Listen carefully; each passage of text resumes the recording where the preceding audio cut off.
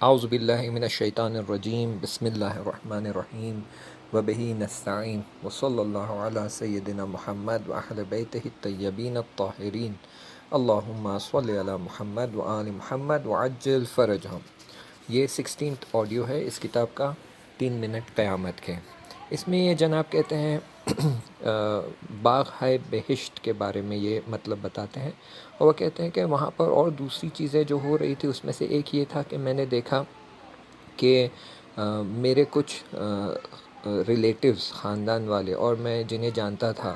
جو اس دنیا سے چلے گئے تھے، ان سے میں نے ملاقات کی وہاں پر، اور ان میں سے ایک شخص تھے میرے چاچا، جو میرے انتقال کے وقت بھی میرے نزدیک موجود تھے۔ تو وہ وہاں پر آئے اور میں نے ان سے ملاقات کی، اور میں نے دیکھا کہ ان کے پاس ایک بہت بڑا باغ ہے، اور بہت ہی خوبصورت اور بیوٹیفل باغ ہے۔ تو میں نے ان سے پوچھا کہ تم نے ایسا کیا کام کیا اپنی زندگی میں جس کی وجہ سے تمہیں یہ خاص باغ ملا ہے؟ تو انہوں نے کہا کہ بیٹا، جب میں اور آپ کے بابا چھوٹے تھے تب ہم دونوں یتیم ہو گئے تھے، ہمارے والد اس دنیا سے چل بسے تھے، اور ان کے جانے کے بعد ایک بہت بڑا باغ ہمارے حصے میں آیا تھا جو ہمیں ارث میں ملا تھا۔ اب کیونکہ ہم چھوٹے تھے تو ہم اس باغ میں کام نہیں کر سکتے تھے، نہیں کر پا رہے تھے، تو اسی لیے ہم نے کچھ افراد کو رکھا تھا کہ وہ اس باغ میں کام کریں، اور قرار یہ ہوا تھا کہ وہ جب باغ میں کام کریں گے اور اس کے فصل اگے گی اور اس کے جو میوے لگیں گے، فروٹس لگیں گے، یہ بیچیں گے اور اس کا پیسہ ہماری ماں کو دیں گے۔ لیکن ان لوگوں نے بدمعاشی کی، اور کچھ لوگوں نے آپس میں مل کر ایسے کچھ کام کیے اور ایسے کچھ کاغذات بنوائے جس کی وجہ سے انہوں نے یہ باغ ہم سے ہڑپ لیا، اور پھر ہم اس باغ سے بے دخل ہو گئے۔ بعد میں ان لوگوں نے باغ کو آپس میں تقسیم کر لیا اور بیچ دیا۔ خیر، اس کا نتیجہ تو یہ ہوا کہ دنیا میں بھی وہ مشکلات میں مبتلا رہے، اور عاقبت بخیر نہ ہو سکی ان کی، اور یہاں بھی وہ بڑی بڑی مشکلوں میں گرفتار ہے، کیونکہ انہوں نے کچھ یتیم بچوں کا مال ہڑپ لیا تھا، اور کیونکہ انہوں نے ہمارا باغ وہاں ہڑپ لیا تھا تو اس کے بدلے میں ہمیں اس دنیا برزخی میں یہ باغ ملا ہے، اور انشاءاللہ خدا کی مدد سے روز قیامت ہمیں وہ اصلی باغ جو ہے، جو اس سے کئی گنا بہتر ہوگا، وہ ہمارے نصیب میں ہوگا۔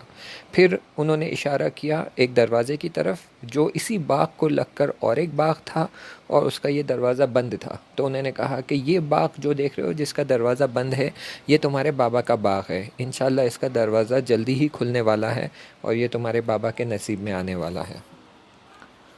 پھر ایسے ہی جب میں دیکھ رہا تھا تو میں نے دیکھا کہ ایک بہت بڑا باغ تھا، اور اس کی سرسبزی اور گرینری بے مثال تھی، یعنی ایسی گرینری میں نے آج تک اپنی زندگی میں کبھی دیکھا نہیں تھا۔ تو میں وہ بس باغ کو دیکھ ہی رہا تھا، اور بس میری آنکھیں اسی پہ ٹنگی ہوئی تھی، تب اچانک میں نے دیکھا کہ وہ باغ سارا کا سارا جل کر راکھ ہو گیا، اور یہ ہمارے رشتہ دار وہاں کھڑے ہوئے بڑی حسرت سے اس باغ کی طرف دیکھ رہے تھے۔ تو میں نے ان سے پوچھا کیا ہوا، یہ اتنا اچھا باغ آپ کا کیسے جل گیا، کیا ہوا؟ تو انہوں نے جواب میں کہا، میرا بیٹا، میں کیا بتاؤں، میرا بیٹا یہ مشکلات میرے سر پر لے کر آتا ہے، یہ میرے بیٹے کی وجہ سے یہ بلا ہے جو میرے سر پر آتی ہے۔ در حقیقت انہوں نے اپنی زندگی میں ایک بہت بڑا وقف کیا تھا، اور یہ وقف کی بہت خیرات اور نیکیاں تھیں جس کی وجہ سے ان کو یہ باغ ملا تھا، لیکن ان کا بیٹا اس وقف کو لے کر کچھ ایسے کام انجام دیتا تھا جس کی وجہ سے وہ جو خیرات اور نیکیاں اور ثواب ان تک پہنچتا تھا وہ ایک مدت کے بعد جل جاتا تھا۔ تو میں نے ان سے پوچھا اب کیا ہوگا، اب یہ سب تو جل گیا، پھر کیا؟ تو انہوں نے کہا کہ ایک بڑی مدت تک، جب تک یہ وقف کا استعمال ہوگا، لوگ اس سے فائدہ اٹھائیں گے اور اس کا ثواب جمع ہوگا، تب پھر یہ باغ سرسبز ہوگا، اس میں ہریالی آئے گی اور گرینری آئے گی، مگر یہ کہ پھر میرے بیٹا کوئی ایسا کام انجام نہ دے جس کی وجہ سے پھر یہ سارا کا سارا باغ جل جائے۔ حقیقت یہ ہے کہ میں جانتا تھا یہ وقف کی زمین کا ماجرا کیا تھا، اور ان کا بیٹا کیا کام کرتا تھا جس کی وجہ سے ان کا ثواب سارا کا سارا جل جاتا تھا، اس لیے میں نے اور آگے پوچھ تاچھ نہیں کی، کیونکہ میں مطلب سمجھ گیا تھا۔ وہاں پر زمان اور مکان اصلاً مطرح نہیں ہے، وہاں پر زمان اور مکان کی محدودیت ہے ہی نہیں، تو جب بھی میں چاہوں، جہاں بھی میں چاہوں، بس صرف نیت کرنے سے پہنچ جاتا تھا۔ تبھی مجھے یاد آیا کہ میرے چاچا کا ایک لڑکا جو ایران عراق کی جنگ میں شہید ہو گیا تھا، چاہتا تھا اس سے ملاقات کروں۔ جیسے ہی دل میں میرے خیال آیا کہ دیکھوں کہ اسے کیا ثواب ملا ہے، فوراً میں ایک باغ میں پہنچ گیا، اور وہ باغ ایسا باغ تھا کہ میں اس کی صفات بیان ہی نہیں کر سکتا۔ آپ سوچیں، کوئی ایسا شخص جو نابینا ہے، اور میں اس نابینا شخص کو کوشش کروں یہ سمجھانے کی کہ لال کلر کیسا ہوتا ہے، یا ہرا کلر کیسا ہوتا ہے، یا پیلا کلر کیسا ہوتا ہے، یا ایک جھاڑ کیسا دکھتا ہے، یا ایک چڑیا کیسی دکھتی ہے، یا پھر کوئی بہت ہی خوبصورت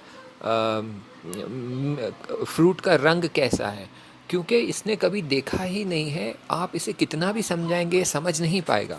ویسے ہی اس باغ کی میں کتنی بھی صفتیں آپ کو بتاؤں، کتنی بھی تعریف کروں، کتنی بھی اس کے جزیات اور ڈیٹیلز آپ کو بتاؤں، آپ اسے سمجھ ہی نہیں پائیں گے، کیونکہ اس کے جیسی مثال اس دنیا میں ہے ہی نہیں۔ تو اتنا خوبصورت اور اتنا بے انتہا زیبا باغ تھا کہ میں اس کی جتنی تعریف کروں اور جتنی صفاتیں بتاؤں، ہم اس دنیا میں رہتے ہوئے اسے اصلاً سمجھ ہی نہیں پائیں گے۔ پھر میں یہ باغ میں وارد ہو گیا، انٹر ہو گیا، اور جیسے میں آگے بڑھنے لگا تو دیکھا کہ یہ باغ کا کوئی اینڈ ہی نہیں ہے، اس کا انتہا دکھائی نہیں دے رہا تھا، اور ہر جگہ سرسبزی تھی، اور یہاں پر ہر جگہ چمن اور نرم گھاس تھی، اتنی نرم گھاس تھی جیسے لگ رہا تھا کہ میں بس ابر پہ چل رہا ہوں۔ ہر جگہ بہت ہی خوبصورت گل، اور ان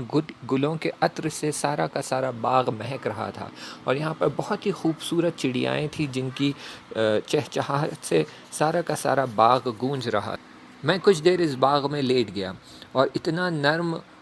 باغ اور اتنی نرم گھاس میں نے اپنی زندگی میں کبھی احساس نہیں کی تھی۔ پھر وہاں سے نہر کے بہنے کی آواز آ رہی تھی، میں اٹھ کر نہر کے پاس چلا گیا، دیکھا کہ وہاں کا پانی اتنا صاف اور شفاف ہے کہ مجھے نہر کا تہہ نظر آ رہا تھا، اور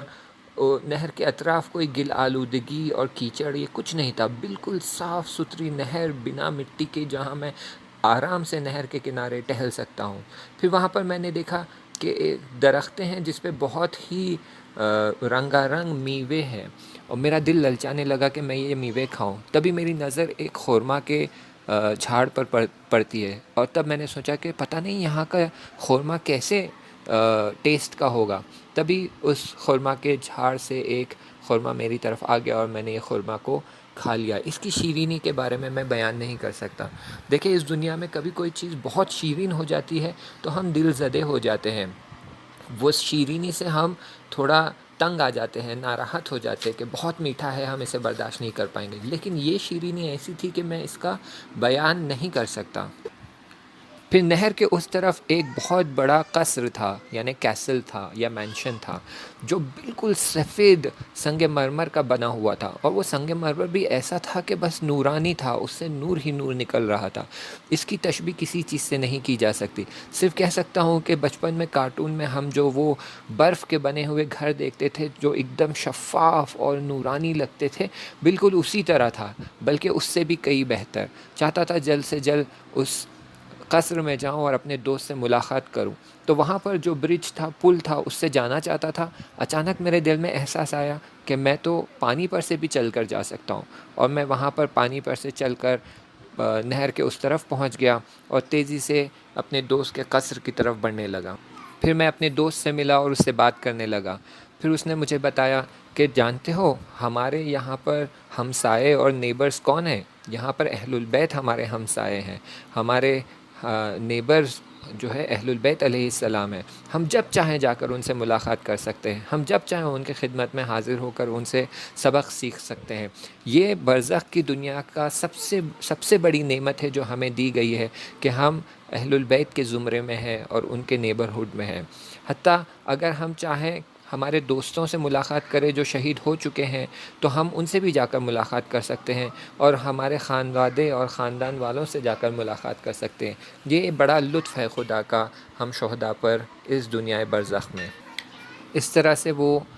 بہشت کے باغوں کی تعریف کرتے ہیں اور اس کے بارے میں مطالب بتاتے ہیں۔ انشاءاللہ آگے کا مطلب اگلے درس میں بیان کریں گے۔ تب تک کے لیے التماس سے دعا، خدا حافظ۔